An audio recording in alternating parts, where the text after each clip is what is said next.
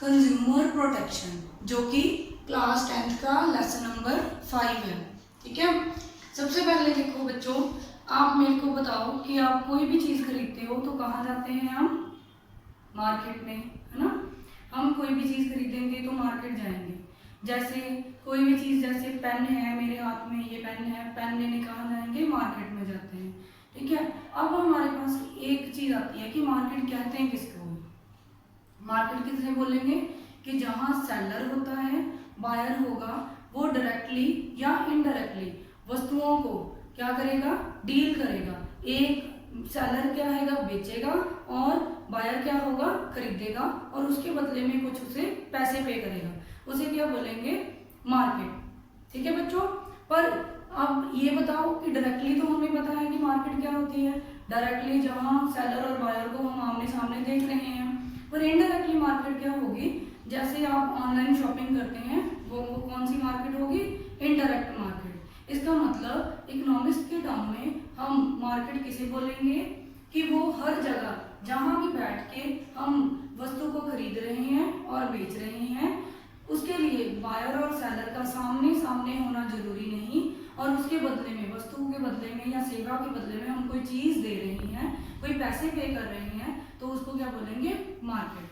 अब हमारे पास दूसरी चीज़ आती है कंज्यूमर, क्योंकि मार्केट में सेलर और बायर दो हो गए। अब हम कंज्यूमर किसको बोलेंगे? ठीक है, कंज्यूमर का होगा कि कोई भी चीज़ खरीदने वाला, जिसको हम बायर बोलते हैं। ठीक है, अगर वो कोई चीज़ खरीद रहा है और उससे उसकी सेटिस्फेक्शन हो रही है, उसको सेटिस्फेक्शन हो रहा है, अपनी ज़रूरतों की, आवश्यकता की पूर्ति हो रही है, तो उसको हम बोलेंगे कंज्यूमर। ठीक है बच्चों, अब हम आ गया कंज्यूमर। कंज्यूमर के बाद आता है कंज्यूमर एक्सप्लॉयटेशन। कंज्यूमर का एक्सप्लॉयटेशन का क्या मतलब होगा?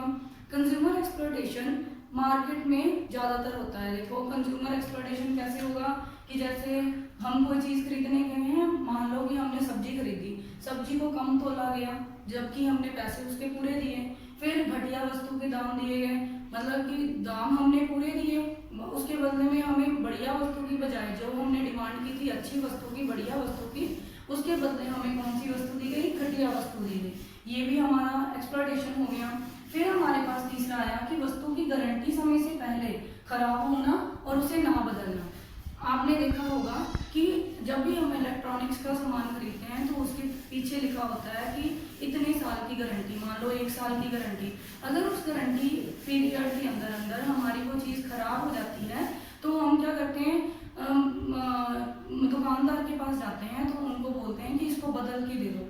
ठीक है, बट अगर वो हमारी बात ना सुने, हमें उसके बदले में कोई भी कंपनसेशन ना दे, उसको बदले ना, तो वो भी हमारा क्या हो गया? Consumer exploitation. ठीक है, और क्या होगा? एमआरपी से अधिक दाम पर वस्तुओं को बेचना। आपने देखा होगा कोई भी चीज़ खरीदते हैं तो पीछे हमारे पास एमआरपी लिखा होगा, होता है कि मैक्सिमम इसका प्राइस इतना है। कई दुकानदार तो क्या करते हैं, उससे कम पे हमें देने के लिए तैयार हो जाते हैं, पर कई दुकानदार धोखाधड़ी करते हैं, तो एमआरपी से ज़्यादा हमसे पैसे वसूलते हैं। ठीक है, वो भी हमारा क्या होगा? Consumer exploitation. अगली क्या आएगी कि वस्तु की एक्सपायरी डेट के बाद भी उसको बेचना। आपने देखा होगा कि पीछे एक्सपायरी डेट भी लिखी होती है। अगर एक्सपायरी डेट के बाद उस वस्तु को बेचा जाता है और गलती से हम उसको खरीद लाते हैं, और जब हम घर आके उसको चेक करते हैं कि ये तो एक्सपायर हो गया है, ठीक है, जब हम उसको वापस देने जाते हैं कि दुकानदार को कि ये तो एक्सपायर है, भाई इसको बदल दीजिए, पर अगर वो हमारी बात ना सुने, और वो भी हमारा क्या हो गया? Consumer exploitation. ठीक है, आगे आता है कि उपभोक्ता को गलत सूचना प्रदान करना। देखो, हमें मतलब कि कंज्यूमर जो भी कोई वस्तु खरीदने जा रहा है, अगर उसको गलत सूचना मिल रही है, चाहे वो न्यूज़पेपर के थ्रू मिल रही हो, चाहे वो रेडियो के थ्रू मिल रही हो, कोई भी कम्युनिकेशन मीडियम से अगर हमें कोई भी गलत सूचना मिल रही है, तो हमारा क्या हो रहा है? शोषण हो रहा है। जैसे फॉर एग्जाम्पल कि एक कंपनी थी जिसने बोला वो दूध का निर्माण करती थी। ठीक है, उसने क्या बोला कि हमारा दूध जो भी है वो माँ के दूध से, अगर आप शिशु को दोगे तो शिशु के लिए माँ के दूध से भी अच्छा हमारा ब्रांड का दूध है, जो आपके शिशु के लिए अच्छा साबित होगा। ठीक है, ऐसी सूचनाएं जो कि है हमारे के लिए घातक भी साबित हो सकती हैं, वो सारी सूचनाएं जो गलत दी जाती हैं वो क्या होती हैं, कंज्यूमर एक्सप्लॉयटेशन। ठीक है बेटा, अब हमारे हो गया कंज्यूमर एक्सप्लॉयटेशन। देखो बहुत टाइम पहले से ही ये कंज्यूमर एक्सप्लॉयटेशन होता आ रहा है, पर इसके विरुद्ध कोई आवाज़ उठाना या इसके विरुद्ध कोई एक्शन लेना, ठीक है, कभी नहीं किया जाता था। पर टाइम टू टाइम क्या हुआ, जो समाज सेवी संस्थाएं थी उन्होंने देखा कि ऐसे ऐसे करके कंज्यूमर का एक्सप्लॉयटेशन हो रहा है, तो उसको कंज्यूमर को अवेयर करने के लिए गवर्नमेंट ऑफ इंडिया के द्वारा, वर्ल्ड में यूनाइटेड नेशंस के द्वारा संस्थाएं अलग अलग टाइम पे बनाई गई। ठीक है, सबसे पहले 15 मार्च 1962 को यूनाइटेड स्टेट अमेरिका के राष्ट्रपति जॉन एफ कैनेडी ने कंज्यूमर राइट्स को कानूनी मान्यता दी।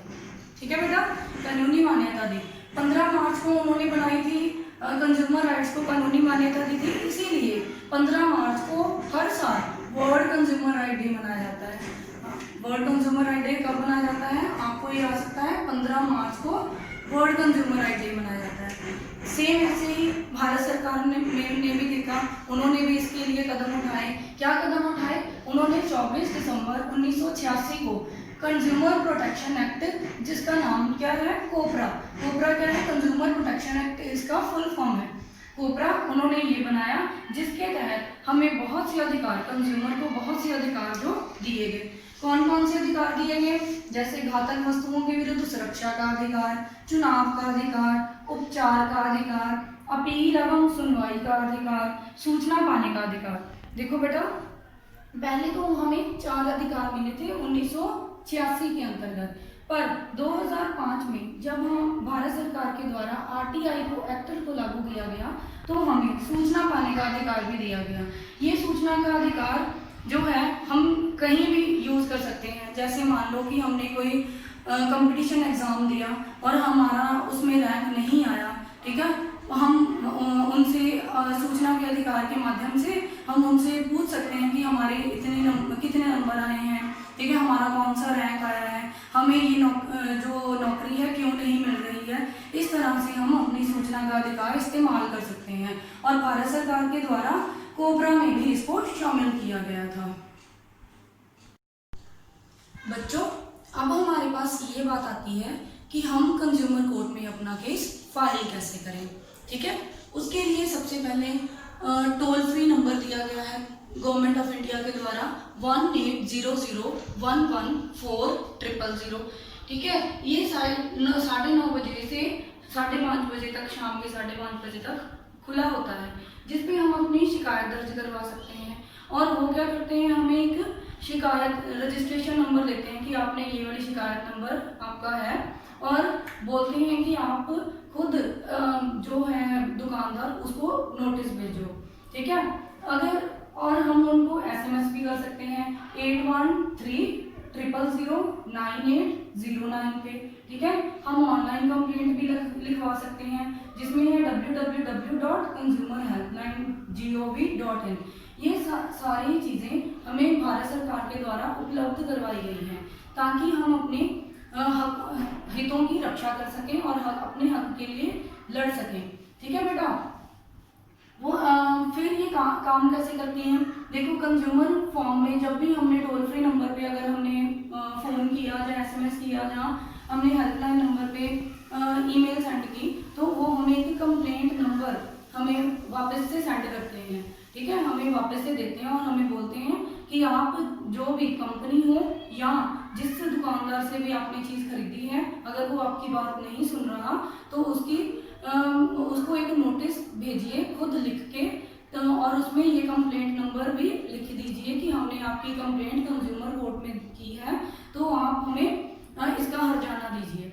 अगर इसके बाद भी आपकी बात नहीं सुनी जाती, तो फिर आप नंबर 2 दूसरा स्टेप क्या होगा कि आप कंज्यूमर फोरम में एप्लीकेशन दे सकते हैं। ठीक है, इस एप्लीकेशन में एक बात जरूर आपको याद रखनी चाहिए कि जब भी आप कोई चीज़ खरीदने जाते हैं तो बिल जरूर लेना है। ठीक है, बिल के बिना हम अपनी एप्लीकेशन दर्ज नहीं कर सकते, या बिल के बिना हम कंज्यूमर फोरम में कहीं पे भी हम अपना जो शिकायत है दर्ज नहीं कर सकते। ठीक है, दूसरे आपको एक एप्लीकेशन फॉर्म मिलेगा, उसको आपने फिल करना है, जिसमें अपना नाम, अपना एड्रेस, जो जिसका कंप्लेंट करना उसका नाम, एड्रेस, कि कौन सी वैल्यू है, कितने की ली आपने, किस चीज़ कब ली, ये सारी चीज़ें उसमें शामिल की जाती हैं। ठीक है बेटा। फिर इसके बाद आपका केस जो है कंज्यूमर फॉर्म में दाखिल हो जाता है, और उसके बाद आपको दुकानदार को या जो है हमारी कंपनी उसको नोटिस भेजा जाता है कोर्ट के द्वारा, और हमारा केस जो है वो लड़ना शुरू हो जाते हैं। ठीक है बेटा। और उसके बाद हमें कंपनसेशन मिल जाता है। उसके बाद क्या है कि बहुत सी समाज सेवी संगठन जो थे उन्होंने इस दौर की लड़ाई लड़ी, जिसमें कंज्यूमर प्रोटेक्शन एक्ट की हमें देन मिली। ठीक है बेटा।